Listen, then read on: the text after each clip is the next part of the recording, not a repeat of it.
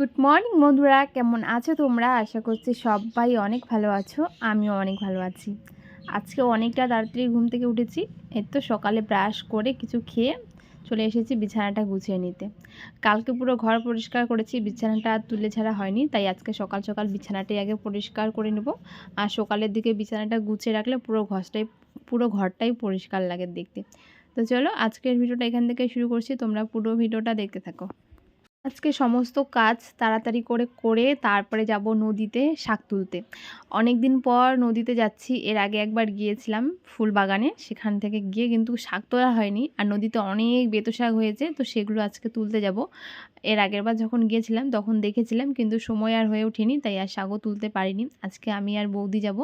তো আমি আর আমার দুটো বৌদি মিলে আমরা আজকে শাক তুলতে যাচ্ছি নদীতে। আগে বাড়ির সমস্ত কাজ করে নিই, তারপরে দুপুরের দিকেই নদীতে যাব। আর এখন যেহেতু ঠান্ডার দিন, রৌদ্রটা খুব একটা লাগলেও অতটাও রৌদ্রটা লাগে না, গরমের দিনের মতো রৌদ্রটা লাগে না। আর নদী পাড়ে তো অনেক বাড়ি হয়েছে, এখন অনেকটা ছায়া আগের থেকেও, আর অনেক গাছও হয়েছে।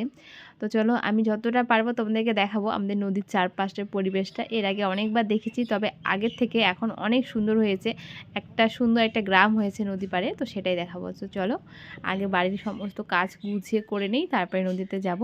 আর আমরা নদীতে যাচ্ছি বেতো শাক আনতে। অনেক কিছু শাক হয়েছে, তবে বেতো শাকটা তো আর কেউ চাষ করে না, সেটা ওখানে এমনি হয়ে থাকে। আর সেই শাকগুলো সবাই নিয়ে আসে ফ্রিতে, মানে কেউ কিছু বলে না। আর অন্য সব শাকগুলো তো ওরা সবাই চাষ করে, সেগুলো আর আনা যায় না।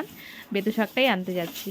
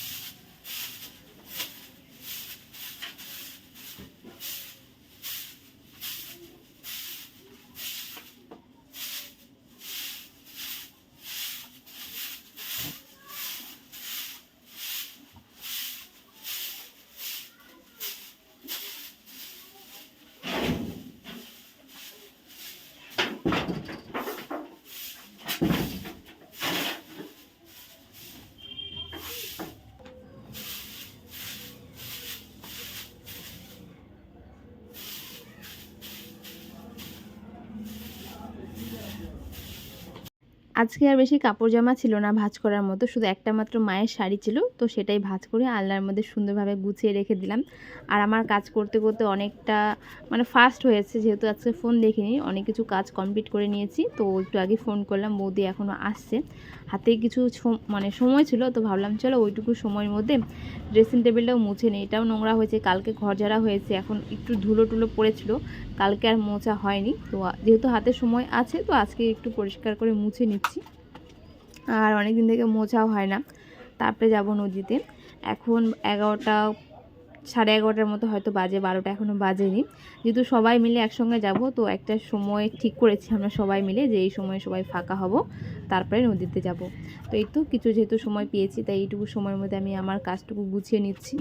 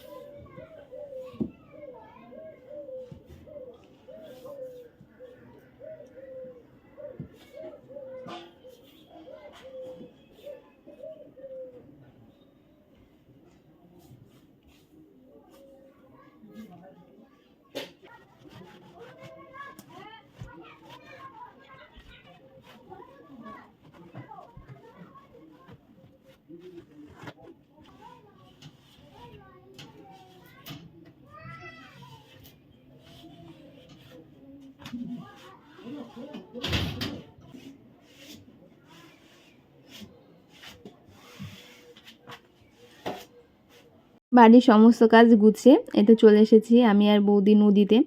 নদীতে ভালোই রৌদ্র পড়েছে, কিন্তু রৌদ্রটা গায়েও লাগছিল, কারণ এখানে এত পরিমাণে রৌদ্রু, বাড়ি থেকে ভাবছিলাম রৌদ্রু বোঝা যায় না, কিন্তু এখানে এসে বুঝতে পারছি কতটা রৌদ্রু। তো আমরা এখন যাব শাক তুলতে।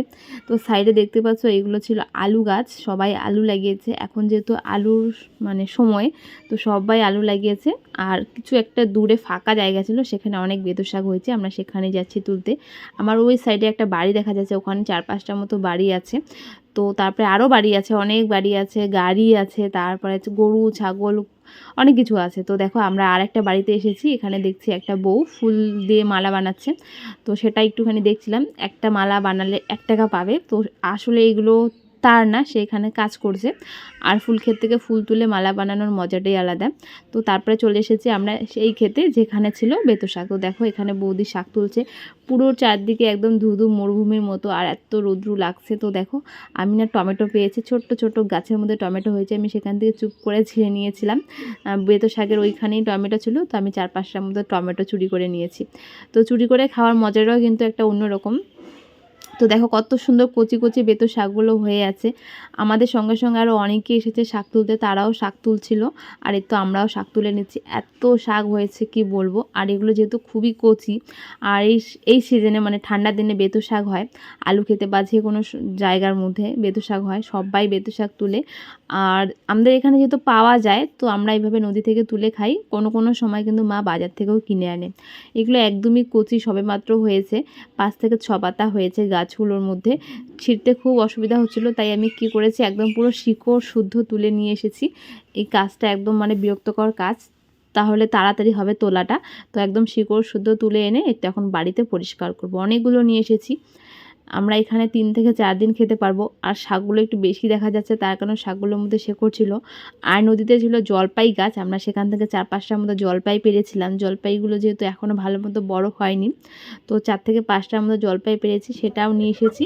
এই তো এখন একটু একটু বিকেল হয়েছে, এখন বসেছি আমি শাক পরিষ্কার করতে। রাতে মানে এখন শাকটা পরিষ্কার করলে আমি রাতে রান্না করতে পারবো। আর টাটকা টাটকা শাক রান্না করে খেতে যে এত স্বাদ লাগে, তো যার জন্য আমি এখনই শাকটাকে একটু পরিষ্কার করে বেছে নিচ্ছি।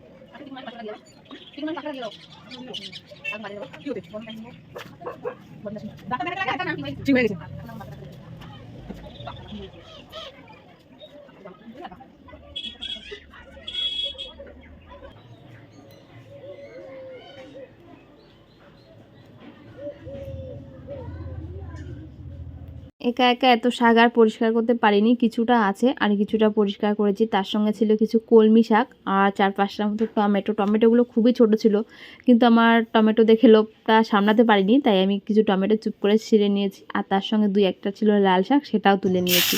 তো এই তো এখন আমি শাক রান্না করব।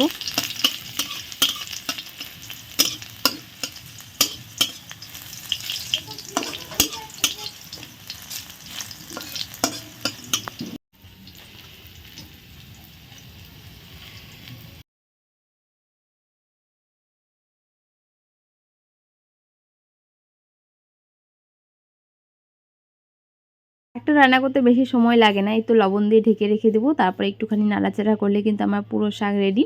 তো এই যে সুন্দর করে শাকটা ভেজে নিয়েছি। আর তার সঙ্গে ছিল মাছ, মা কালকে মাছ নিয়ে এসেছিলো, তো মা মাছ রান্না করেছে, আলু বেগুন দিয়ে ঝোল করেছে। আমার হাতের অবস্থা পুরোই শেষ। কলমি সরি বেতো শাকে অনেকটা আঠা মানে লাল লাল কি কালচে কালচে হয়ে যায় এগুলো ছিললে, হাতটা আমার ওরকম হয়ে এসেছে। আবার অনেকটা শাক পরিষ্কার করলাম। তো এই তো এখন রাতের খাবার নিয়েছি, গরম গরম ভাত, তার সঙ্গে মাছের ঝোল, শাক ভাজি আর একটা গরম গরম বেগুন ভাজা। আজকের মতো ভিডিওটা এখানেই শেষ করছি, আবারও দেখা হচ্ছে নতুন দিন নতুন কোনো ভিডিওর সঙ্গে। সবাইকে টাটা।